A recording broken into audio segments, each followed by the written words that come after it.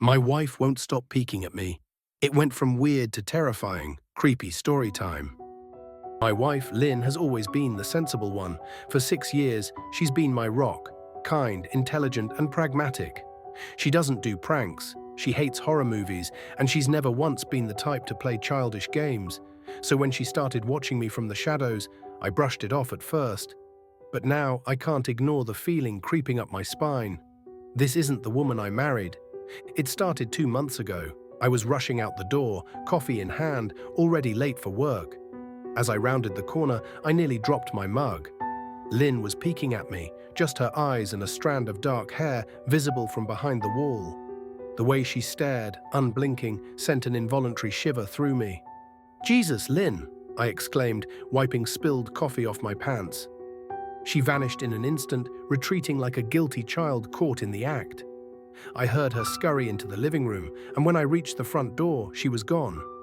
It was weird, completely out of character, but she laughed when I called her a weirdo, and that laughter was familiar, safe, so I let it go. 3 nights later, I woke up thirsty. Groggy, I stumbled into the kitchen, reaching for the orange juice. The moment I opened the fridge, that same prickling sensation washed over me, like I was being watched. My grip on the jug tightened. Then I saw her. She was on the floor, peeking up at me from behind the kitchen island. But this time she wasn't just watching, she was grinning.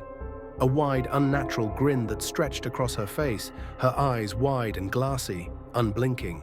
It was a look of pure, unsettling amusement. A chill locked my breath in my throat. I screamed.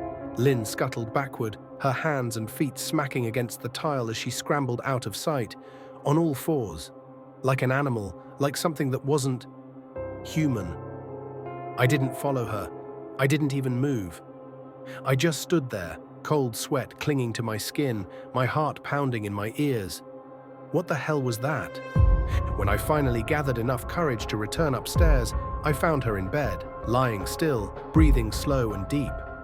Asleep, or pretending to be. I watched her for what felt like forever, waiting for the moment she'd spring up, laughing, saying it was all some elaborate joke. But she didn't. The next morning, I made her coffee, kissed her cheek, and asked, casually, about the night before. She frowned, genuinely confused. "What are you talking about?" "You were watching me," I said carefully, pointing to the spot by the kitchen island. She followed my gaze and then she laughed. Not nervous laughter, not embarrassed. Full-bodied, amused laughter, like I had just told the funniest joke she'd ever heard. The sound of it made my stomach twist. "You creep me the fuck out sometimes," I muttered, trying to play it off. Lynn giggled and wrapped her arms around my neck. "You creep me out all the time," she teased. We kissed, said our goodbyes, and left for work like nothing had happened. But as I drove, her laughter echoed in my mind.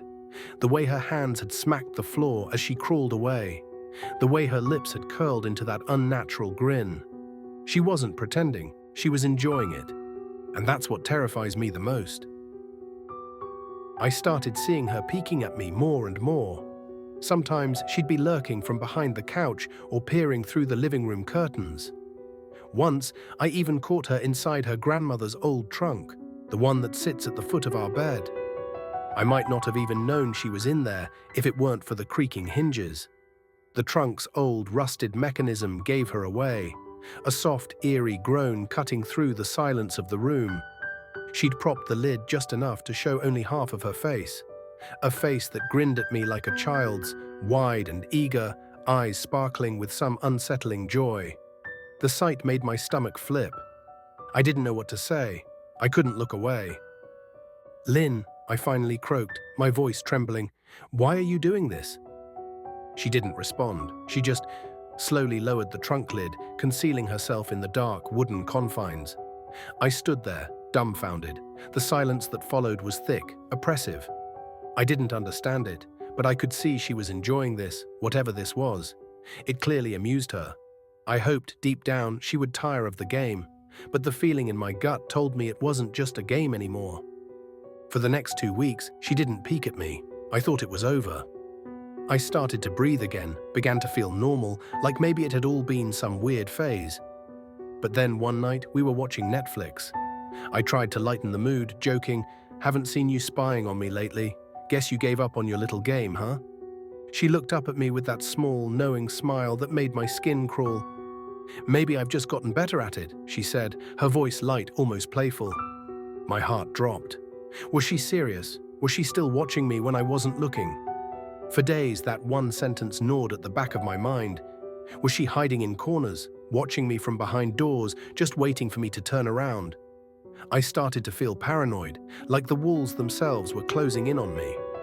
Every time I entered a room, I couldn't shake the feeling that someone, she, was lurking just out of sight.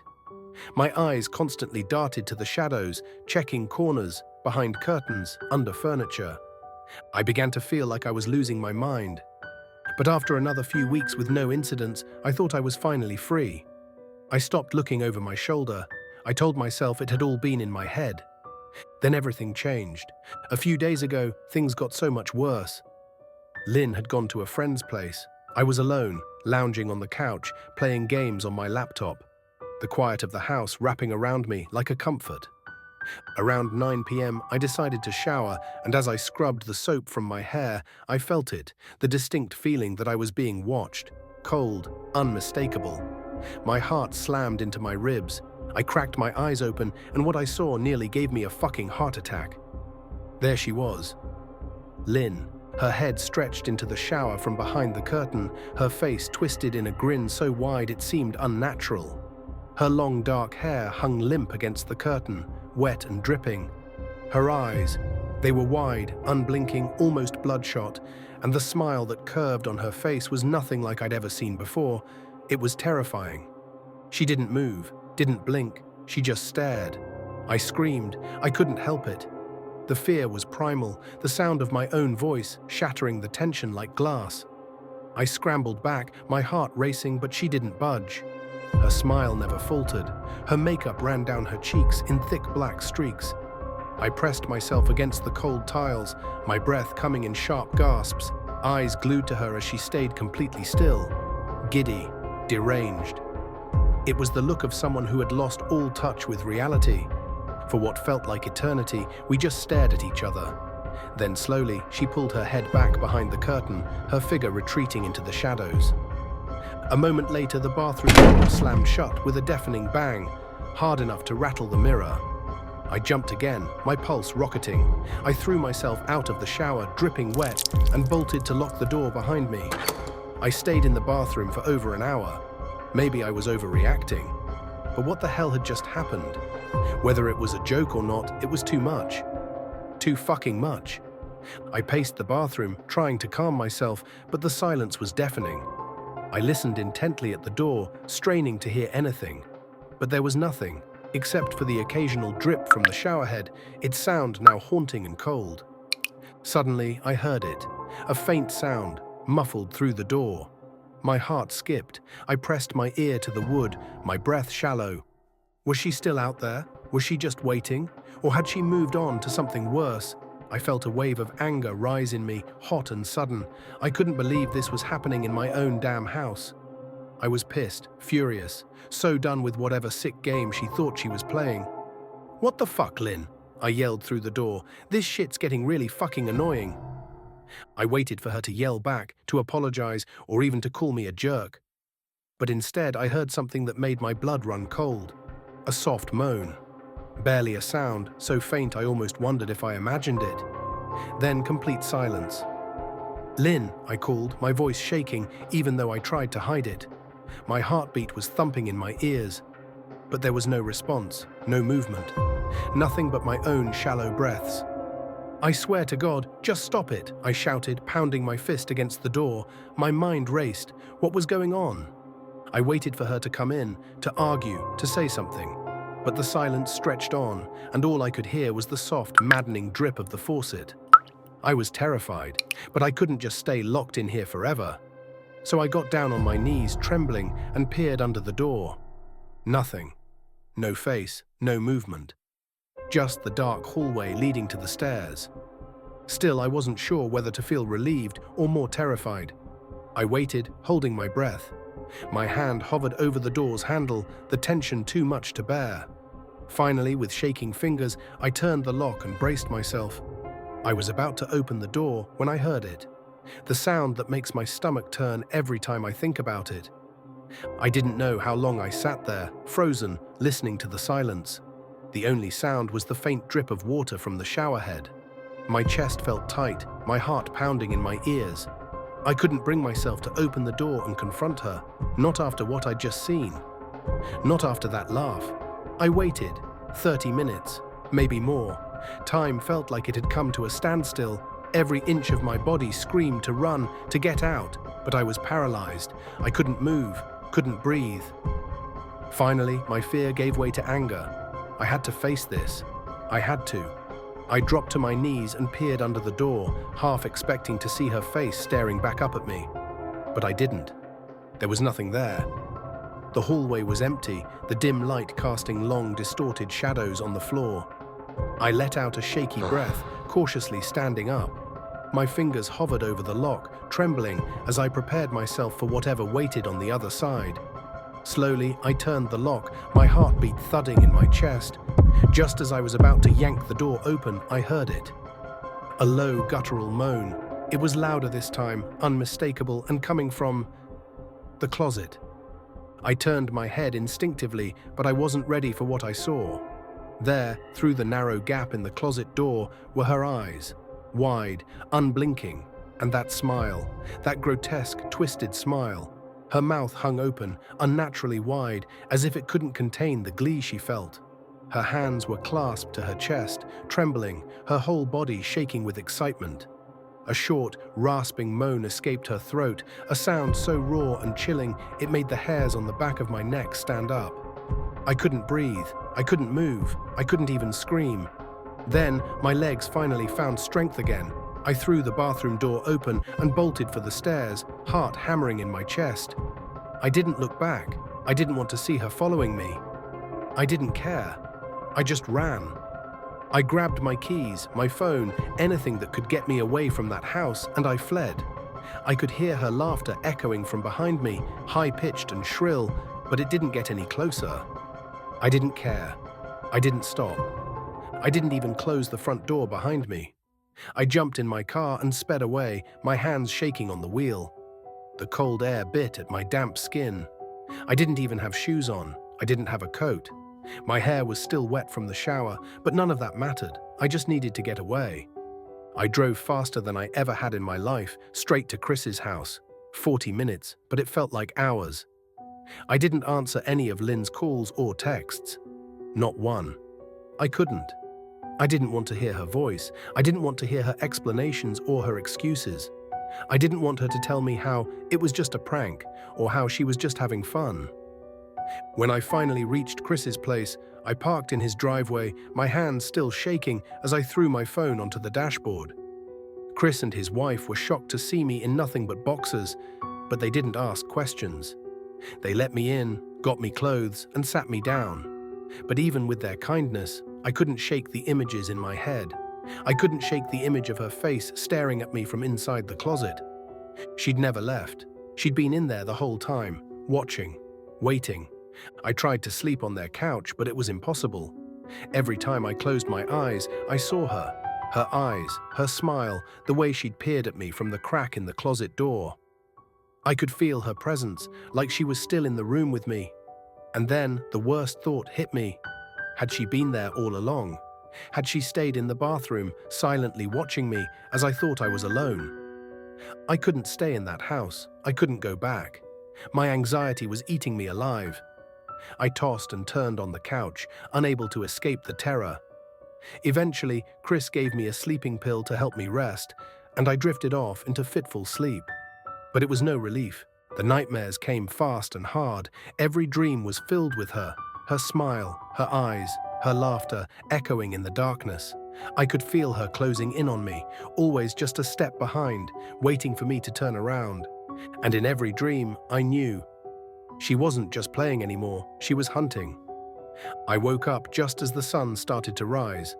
My sore body ached from the sofa, and I felt drained. I knew I'd have to call Lynn at some point, but I didn't know what to say to her. I wouldn't be going home unless she gave me her word she'd never do any more creepy shit. I just wanted my wife back. Her normal, serious self never looked so good to me. I was contemplating calling her and telling her that, when that familiar feeling came over me, I was being watched. I was staring at the ceiling, my heart in my throat. I didn't want to look away, but the longer I ignored the feeling, the worse it got. My eyes drifted away from the ceiling, almost on their own. Her face was pressed up against the window beside the couch, staring down at me with that same gaping smile. Drool dribbled down her lips, leaving 2 long streaks down the glass. I didn't know how long she'd been there, but something told me she'd been there quite a while, possibly all night. I didn't bother screaming, though I was afraid anger trumped any fear I felt at that moment.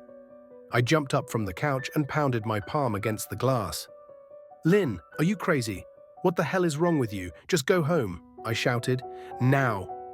She didn't move, and her ghastly expression never changed. If anything, her smile only grew, as if she had never been more elated. I could hear Chris and his wife moving around upstairs.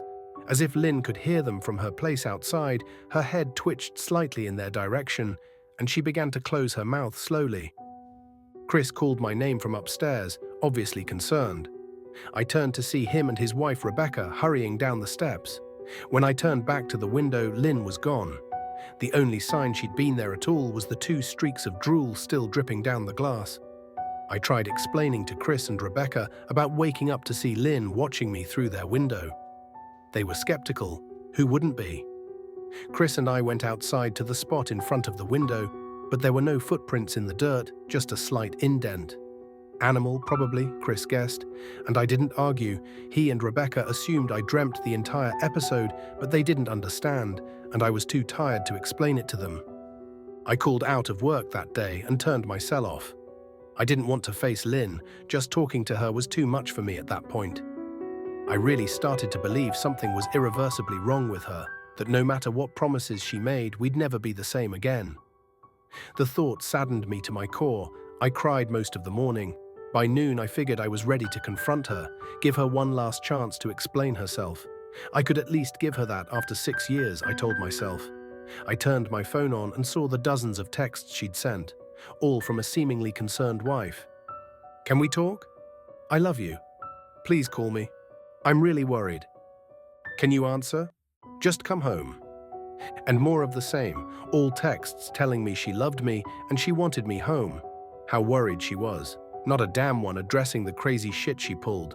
Like she hadn't been acting like a character from a Stephen King book. Even her texts were different. She normally texted novels just to tell me to pick up a loaf of bread. You'd think she'd have more to say to me after her bizarre shenanigans.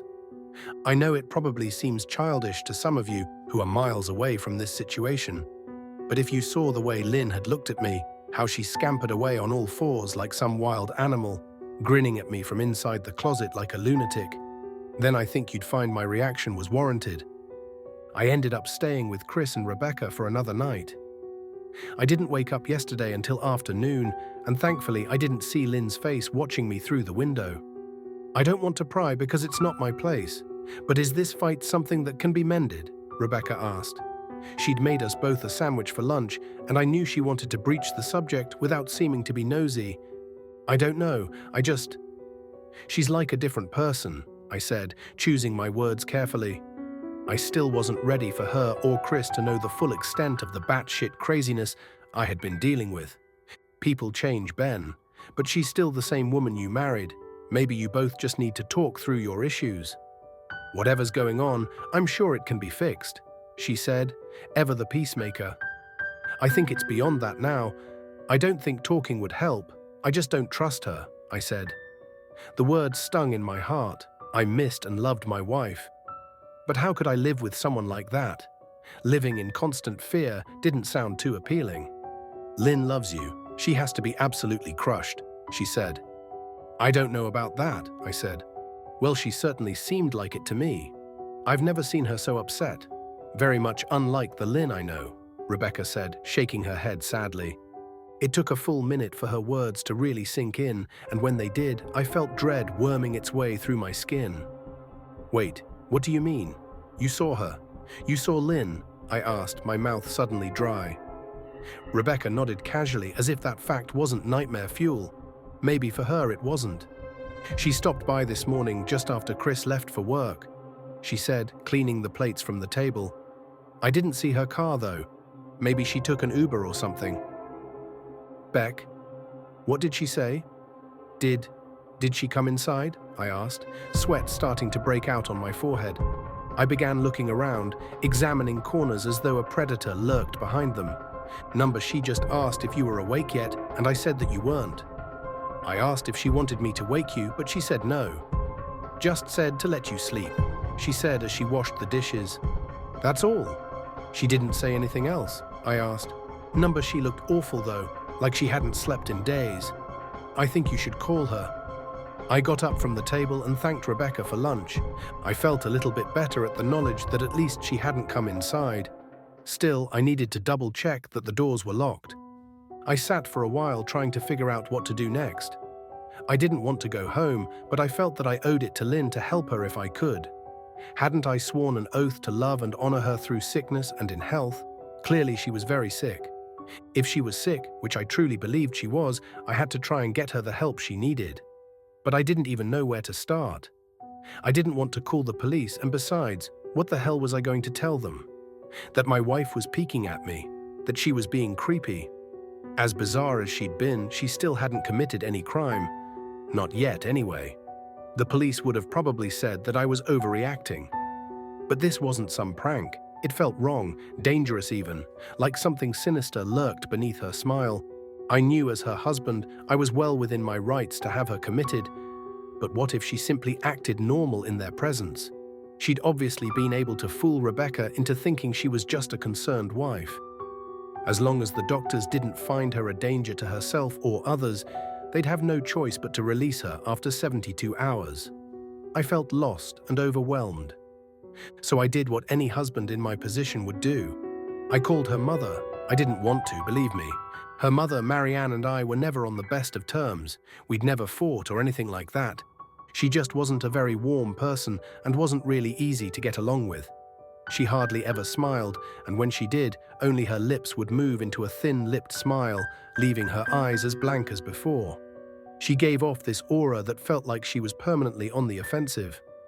I'd only met her twice, and both times were for such short visits. I got the impression she didn't approve of me for her daughter. Lynn always ushered us out quickly, as she didn't want me to feel uncomfortable, which I was grateful for. Being in her mother's company felt almost unbearable, like walking on glass. I was glad when we moved 3 states away, so we didn't have to see her often. I was happy to avoid the woman, but I needed her help. I really didn't want to talk to her at all, but I had to talk to someone, and someone who knew Lynn better than I did. So I grit my teeth and did what I had to. Yes, she answered, already sounding irritated. Marianne, it's me, Ben. Do you have a minute to talk? I asked. I could hear her cluck her tongue in irritation. I'm in the middle of writing some checks, but if you insist, I suppose I can spare a moment. What is it that you want to discuss, Benjamin? She said coolly. It's about Lynn. She's been acting strangely, and I was wondering if you had any idea whether there was something. I was quickly interrupted. It's a bit difficult to follow your rambling, Benjamin. What is that you want from me? She asked.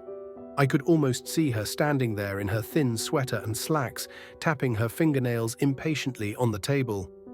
I wanted to know if you'd ever noticed any odd behavior, or possibly any mental health issues, I asked.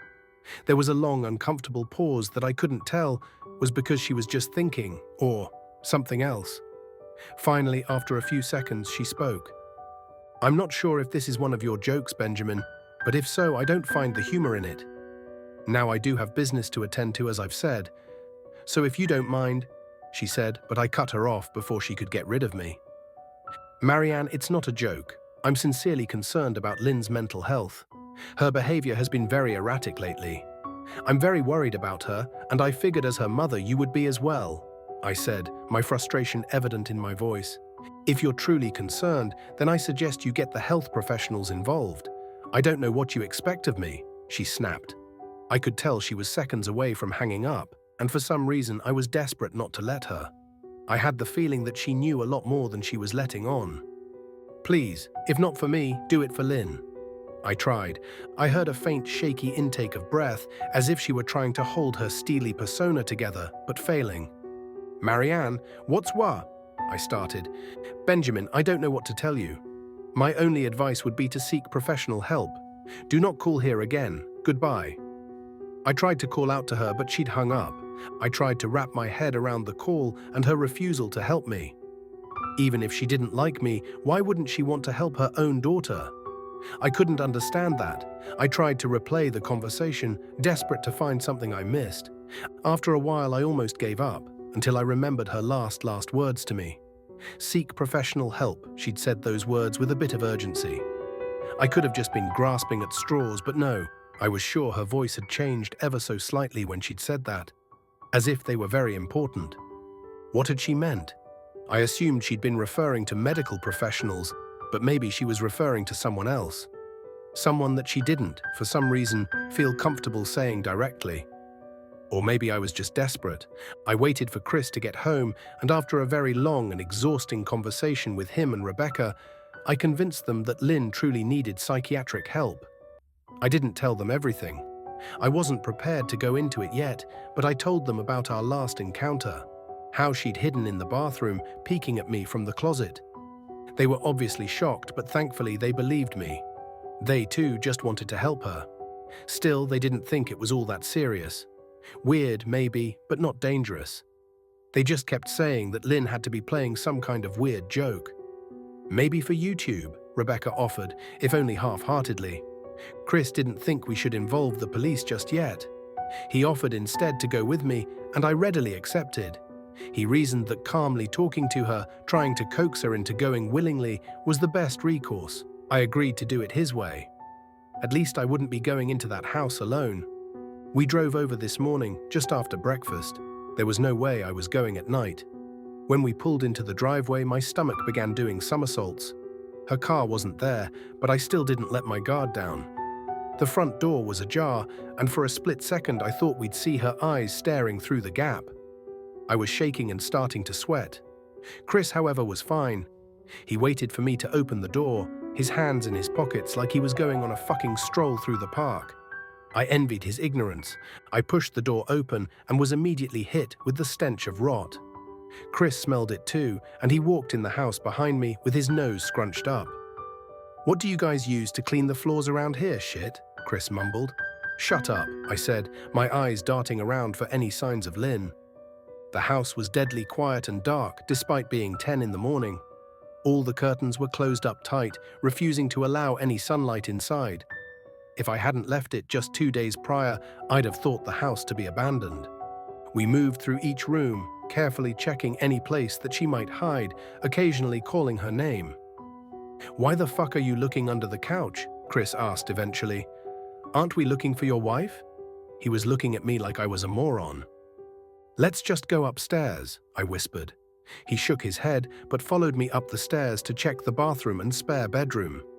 On the way up, my shoes crunched over pieces of glass that looked to be littered over a few of the steps. I noticed that one of Lynn and my wedding portraits that hung on the wall along the staircase had been smashed. The frame hung crookedly, all the glass removed. I stared at the picture, a lump forming in my throat.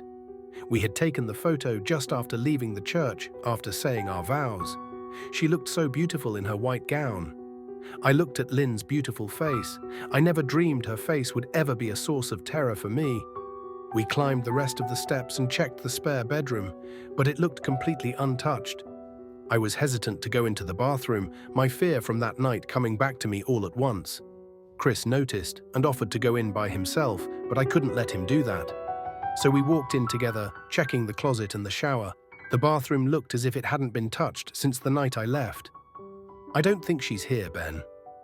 "Why don't you pack some clothes and we'll try coming back tomorrow or something," Chris said.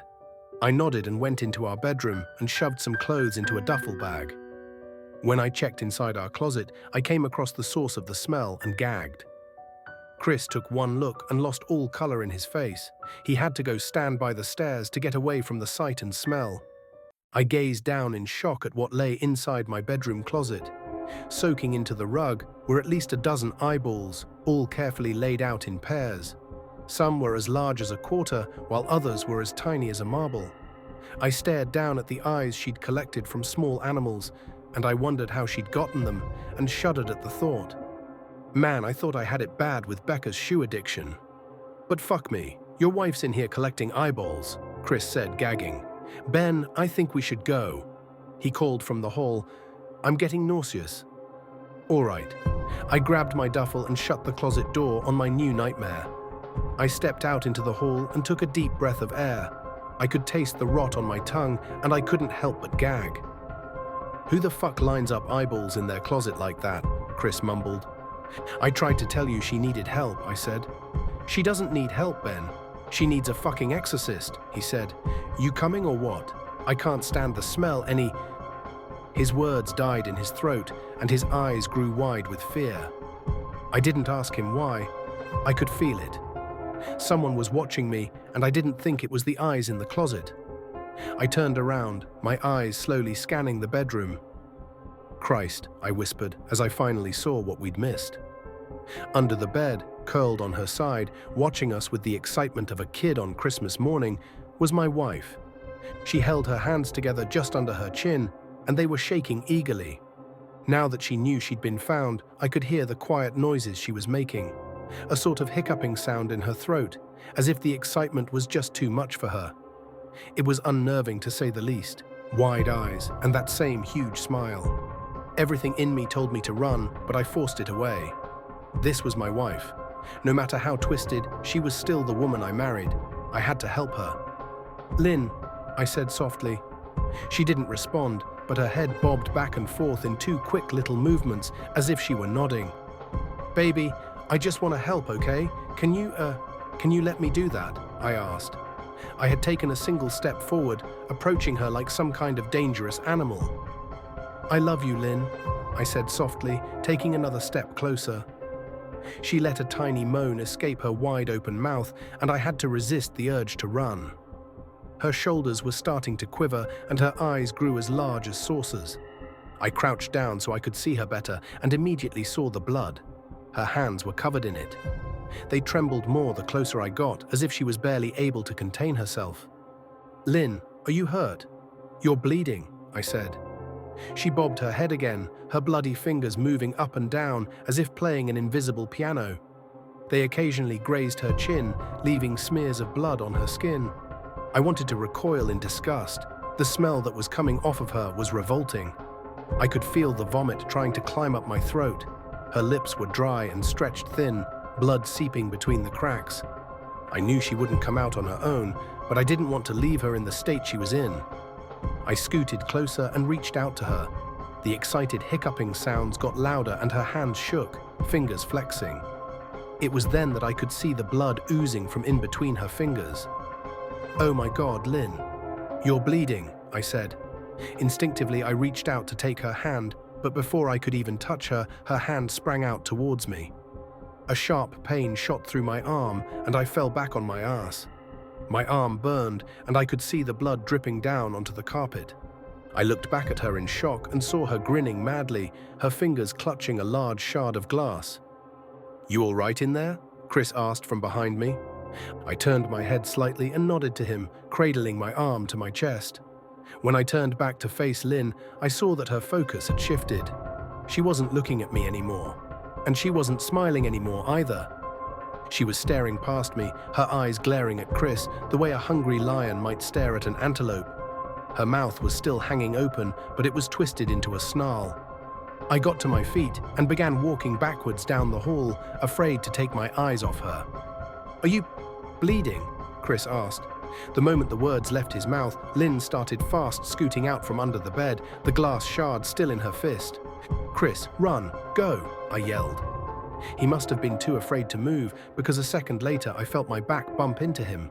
He was still standing at the top of the stairs, staring at the horror that was my wife. Lynn had crawled completely out from under the bed and stood in the bedroom doorway, her face twisted in rage. Her whole body was visibly tense. Blood ran down her fingers and onto the floor. Jesus, Lynn, Chris said, you are playing hide and seek. I reached back and pushed him towards the steps. Move your ass, Chris. I said as quietly but firmly as I could. Lynn bobbed her head in fast, sharp motions and began to grin, stretching her mouth open wider and wider so that her chin seemed to touch her chest. I heard Chris mutter a prayer, and then he was running down the stairs. I stood at the top of the steps, stuck between the love for a woman who clearly needed serious help and self-preservation. "I only want to help," I said, choking back tears. Her eyes focused on me once again as she slowly lifted the glass, holding it out in front of her. And then she started sprinting towards me, grinning with utter excitement. Thankfully, my body took over and I flew down the stairs, skipping 2 or 3 at a time. I made it to the front door before I felt her leap onto my back, wrapping her arms around my neck, her open mouth next to my ear so that I could hear those terrible hiccuping sounds up close. I shook her off me, knocking her to the floor. I felt a searing pain in my back as she went, but I tore open the front door and bolted to my car. Chris was standing in the front yard, talking on the phone with the police. I didn't say a word, I just ran to my car and jumped in. Chris took the hint and followed me, still on the line with 911. I watched the rear view mirror, sure I'd see her there, running after us. But I never did. I went straight to the ER and got 11 stitches in my arm and 3 on my back. The police asked a lot of questions and went back to the house to do a search. But of course Lynn wasn't there. They advised me to stay with a friend or relative for a while and to file a restraining order as soon as I could. But none of those things would matter. Somehow I just knew. I dropped Chris off at home and went to a motel an hour away. I wanted to put as much distance between me and Lynn as I could. This is where I've been for the last 4 hours. I thought maybe the police would find her. Maybe they'd get her the help she desperately needs. But now I don't think so, because 40 minutes ago I got a text from an unknown number. Just 3 words, "I found you," and a picture attached. The picture was dark and grainy, but I instantly knew what it was. There was no mistaking my wife's eye. I started typing this out immediately after. I don't know what to do. I'm alone and scared, and I can't help but feel that I'm being watched. Thanks for watching. Comment this emoji if you watched till the end.